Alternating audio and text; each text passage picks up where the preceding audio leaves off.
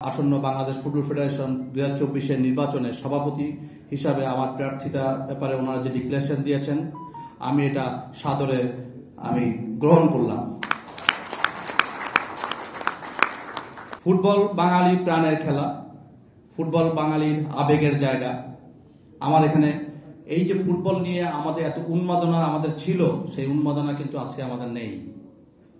আপনারা জানেন, আমরা সবাই জানি, বিগত দিনে ঢাকাতে যে সমস্ত লিগগুলো হতো সেখানে আমি যখন ছোট ছিলাম, এখানে আমি থাকতাম যাত্রাবাড়িতে, আমার নানার বাসায় থাকতাম, আমি তো অনেক ছোট ছিলাম। ওই সময় আমরা খেলার টিকিট কেটে এসে টিকিট পাওয়া যেত না, পুলিশের বাড়ি খেয়ে অনেক সময় আমরা চলে গিয়েছি, কিন্তু সেই দিনগুলো কিন্তু হারিয়ে গিয়েছে। আমাদের বাংলাদেশের ফুটবলের যে আমাদের যে চেতনা, যে ফুটবলের যে আবেগ, সেই আবেগকে কোনো সময় আমরা গত 2008-এর পর থেকে আমরা কিন্তু আস্তে আস্তে হাঁটতে এমন একটা জায়গায় আমরা চলে গেছি, আমাদের ফুটবলটা তলানিতে চলে এসেছে। একমাত্র আমরা ফুটবলের লাল সবুজের পতাকা বাংলাদেশের বর্ডারের বাইরে পার করতে পেরেছিলাম।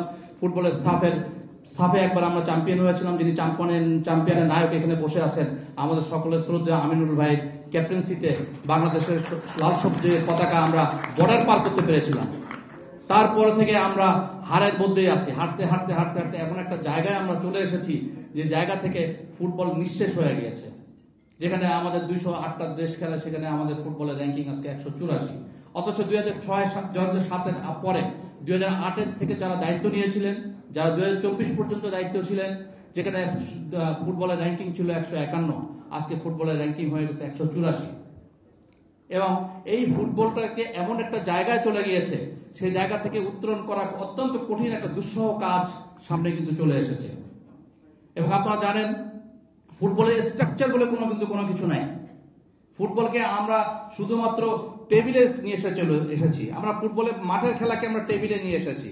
মাঠের খেলা যদি মাঠে থাকতো তাহলে কিন্তু আজকে এই অবস্থা হতো না।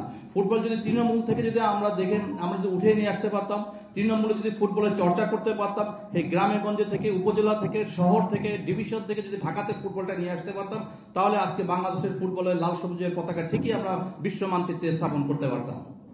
কিন্তু আমাদের ফুটবল ফেডারেশনে যারা ছিলেন, যে কোনো কারণে হোক এই কাজটা কিন্তু করতে পারেন নাই।